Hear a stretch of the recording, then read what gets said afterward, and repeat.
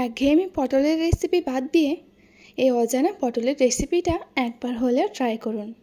খেতে কিন্তু অসাধারণ লাগে। ভাত, রুটি, পরোটা সব কিছুর সঙ্গে খুব ভালো লাগে। বাচ্চা বড় প্রত্যেকেই কিন্তু খুব পছন্দ করবে। যে পটল খায় না সেও কিন্তু এইভাবে পটল রান্না করলে শুধুমাত্র এই পটলের রেসিপি দিয়েই খুব ভালোভাবে খেয়ে নেবে। আসসালামু আলাইকুম বন্ধুরা, আপনাদের সবাইকে কাশ্মীরাস কিচেনে স্বাগত জানাই। ভিডিওটা সম্পূর্ণ দেখতে থাকুন, আশা করছি খুব ভালো লাগবে। তো প্রথমে এখানে আমি নিয়েছি পটলগুলোর খোসা ছিলে এরকম গোল গোল রিংয়ের মতো কেটে পরিষ্কারভাবে ধুয়ে নিয়েছি। তো আমি আমার পরিমাণ মতো নিয়েছি, আপনারা আপনাদের পরিমাণ অনুযায়ী নিয়ে নেবেন। এদিকে রান্নার জন্য কড়াই বসিয়ে দিয়েছি। কড়াইটাকে ভালোভাবে গরম করে নিয়ে দিয়ে দিচ্ছি 4 টেবিল চামচ পরিমাণে সর্ষের তেল। তেলটাকেও ভালোভাবে গরম করে নিয়ে কেটে রাখা পটলগুলো দিয়ে দেব। এবার পটলগুলোকে গ্যাসের ফ্লেম হাইয়ে রেখেই এভাবে কিছুক্ষণ নাড়াচাড়া করে লাল লাল করে ভেজে নেব।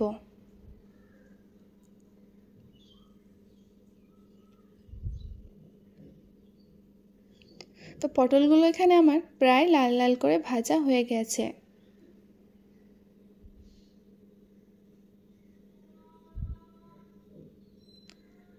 পটলগুলো এখানে আমার খুব সুন্দর লাল লাল করে ভাজা হয়ে গেছে, তেল থেকে তুলে নেব।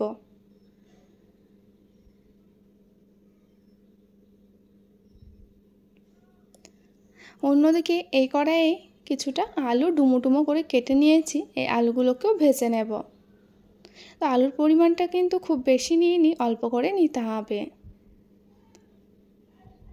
তো এখানে আলুগুলোও কিন্তু আমার খুব ভালোভাবে ভাজা হয়ে গেছে, তেল থেকে তুলে নেব।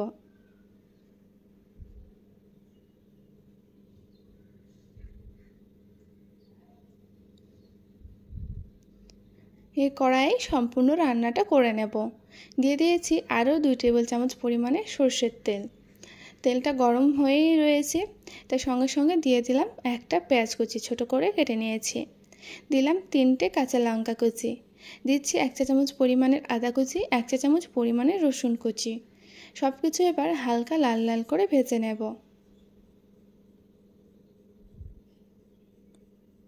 সব কিছু হালকা লাল লাল করে ভেজে নেওয়ার পর দিয়ে দিচ্ছি একটা টমেটো কুচি। দিয়ে দিচ্ছি স্বাদ মতো লবণ, পরিমাণ মতো হলুদের গুঁড়ো, দেব 1 চা চামচ পরিমাণের জিরে ও ধনিয়া গুঁড়ো, ছোট চামচের 1 চা চামচ পরিমাণে দিচ্ছি গরম মশলা গুঁড়ো। যেহেতু কাঁচা লঙ্কা দিয়েছি তাই লঙ্কা গুঁড়োর পরিমাণটা এখানে স্বাদ বুঝে দিতে হবে। সব মশলাগুলোকে খুব ভালোভাবে 1 মিনিট মতো ভেজে নেব। 1 মিনিট ভেজে নেওয়ার পর এই মশলাতে দিয়ে দেব একটা ডিম। ডিমটাকেও খুব ভালোভাবে একটু নাড়াচাড়া করে ভেজে নেব।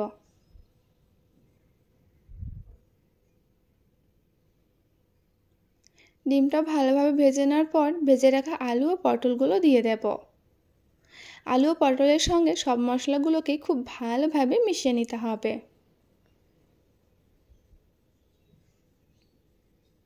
ভালোভাবে মিশিয়ে নেওয়ার পর এখানে অল্প একটু দিয়ে দেব জল। জলের পরিমাণটা খুব বেশি কিন্তু দেব না, অল্প একটু করে দিতে হবে। সব কিছু আবারও ভালোভাবে মিশিয়ে নিয়ে ঢাকনা দিয়ে ঢেকে 3 থেকে 4 মিনিট মতো মিডিয়াম টু লো ফ্লেমে রান্না করে নেব।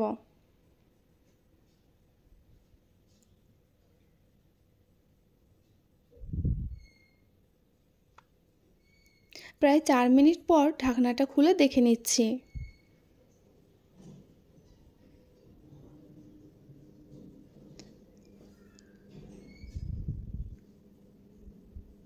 তো এখানে আলুগুলো খুব ভালোভাবে সেদ্ধ হয়ে গেছে। এবার মিডিয়াম টু হাই রেখে আলু ও পটলগুলোকে ভালোভাবে লাল লাল করে ভেজে নেব।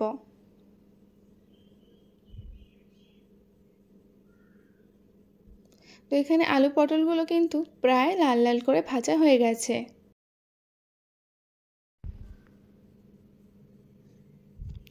তো এখানে পটলের খুব মজার রেসিপি হয়ে গেছে, তুলে নেব।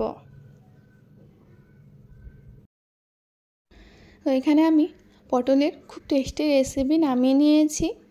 পটল আলু ও ডিম দিয়ে ভাজা এই রেসিপিটা বানালে ভাত, রুটি, পরোটা সব কিছুর সঙ্গে খেতে কিন্তু খুব ভালো লাগে। আপনারা একবার হলেও এরকম করে ট্রাই করে দেখবেন, দেখবেন খুবই ভালো লাগবে। সবাই কিন্তু খুব পছন্দ করবে। আর এই রান্নাটা খুব হেলদিও হয়।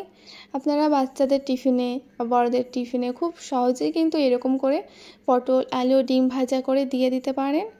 আর খুব ভালো লাগে খেতে, খুব সহজে ঘরোয়া উপকরণে হয়ে যায়। এইরকম করে পটলের রেসিপি বানিয়ে আমাকে কমেন্ট করে অবশ্যই জানাবেন যে কেমন হয়েছিল। ভিডিওটা ভালো লেগে থাকলে ভিডিওটিতে লাইক করে দিন। আর এখনও যদি চ্যানেলটিকে সাবস্ক্রাইব করে না থাকেন, চ্যানেলটিকে সাবস্ক্রাইব করে নিন ও পাশের বেল আইকনটি প্রেস করে দিন, যাতে করে আমার পোস্ট করা সমস্ত রকম ভিডিওর নোটিফিকেশান সর্বপ্রথমে আপনাদের কাছে পৌঁছে যায়। ফিরে আসবো আবারও কোনো নতুন ভিডিও নিয়ে। সবাই ভালো থাকুন, সুস্থ থাকুন। আল্লাহ হাফেজ।